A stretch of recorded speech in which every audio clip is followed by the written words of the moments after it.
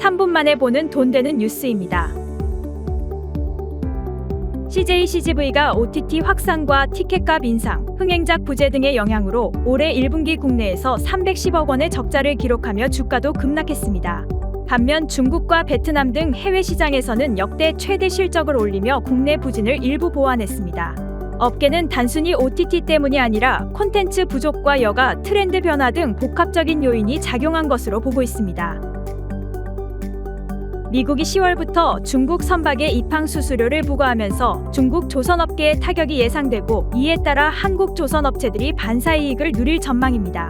특히 친환경 부품 경쟁력이 있는 국내 조선기자재 업체들도 수혜를 기대하고 있습니다. 다만 중국산 선박 감소로 인한 공급 부족과 성가 상승으로 해운업계는 단기적인 혼란이 불가피할 것으로 보입니다. 최근 산업계에서는 뷰티, 게임, 반도체 등 여러 분야에서 자본과 인력이 열세인 언더독 기업들이 기존 강자를 추월하는 현상이 두드러지고 있습니다. 이들은 민첩성과 집중 전략, 소비자 니즈 파악을 무기로 시장의 틈새를 공략하며 파괴적 혁신을 실현하고 있습니다.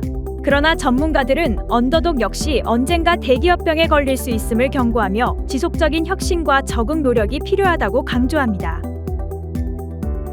우리나라 정부와 국회 대표단이 체코를 방문해 총리 및 상원의장과 만나 원전 첨단 산업 협력 등 14건의 협약과 MOU를 체결했습니다.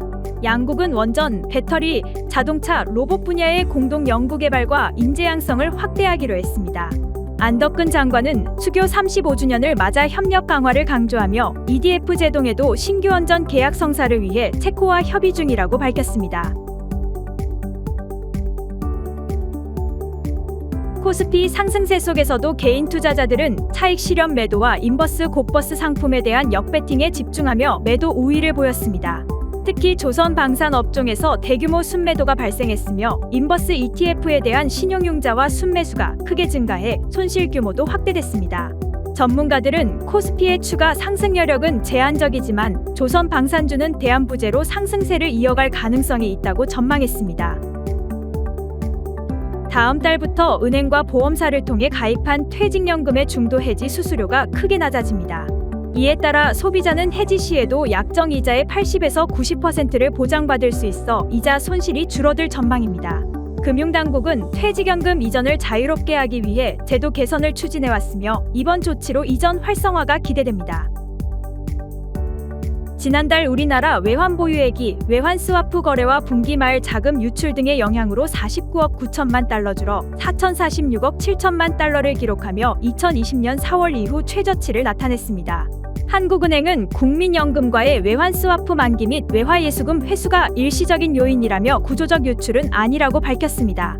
외환 보유액 순위는 한국이 11로 한 단계 하락했으며 금값 상승으로 독일이 8위로 올라섰습니다.